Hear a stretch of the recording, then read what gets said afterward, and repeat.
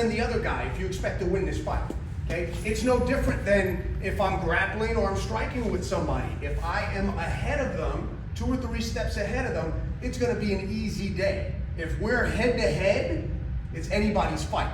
Anybody can win that. Okay? So speed mode training is exponentially more important for folks that already have the fundamentals dialed in. You already know how to hit a target. Now we want to know how to hit that target as urgently as possible.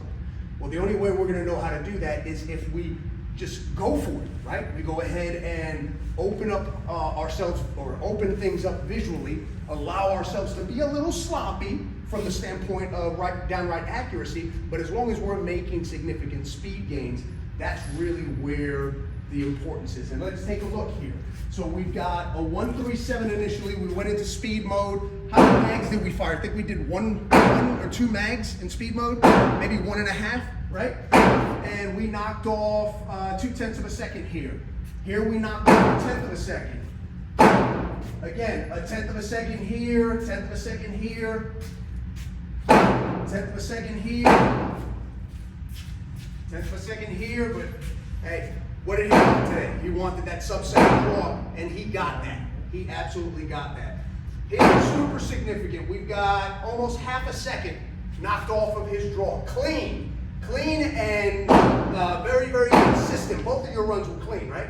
Very, very consistent, okay? That goes from going as fast as you can, as you physically can, realizing I can move as fast and still work with control, and then dialing it back into optimal performance mode, right?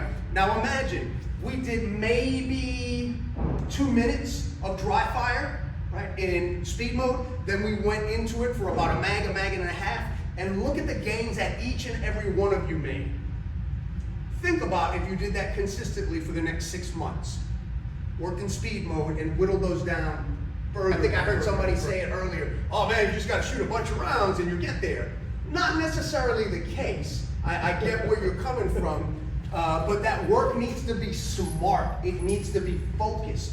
And that's where splitting things up between accuracy mode and speed mode will get this for you. I mean, I would really change my technique. I wouldn't be able to get to that full without the subtle changes you really top. Yeah, that's making those small little minute adjustments is where it's at.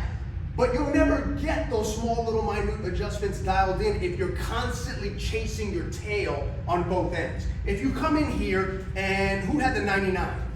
Was it you that had the 99 but it was a Charlie, right? If you come in here and get a fucking 99, you get a sub-second draw and you're like, oh man, but it was a Charlie. What? What? Don't let me hear you say that. Do not let me hear you say that. That's okay, right? That is literally our goal, is to make those speed gains, and when we see those speed gains being made, we have to embrace that.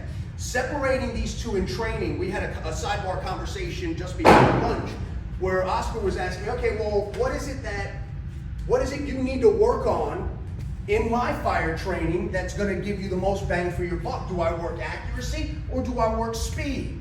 What was my answer? Yes. Exactly. Kevin knows. He knows what's up. Yes, both. You work both of them, but you compartmentalize those skills. We work speed when it's appropriate. We work accuracy when it's appropriate. And then when we want to go ahead and bring it together, we mentally make that switch and say, now I'm in optimal performance mode. And we saw that can be somewhat difficult sometimes, right? Yeah. You get back out of speed mode, and you're like, fast as fuck, boy, you know? Yeah. It just doesn't register until you go, oh man, that's not what I want. What I want is this. And then you end up with still getting significant gains even though you go back to optimal performance mode. Will you be able to bring all of it back? No, you won't. But you'll be able to bring enough of it back that it is worth doing.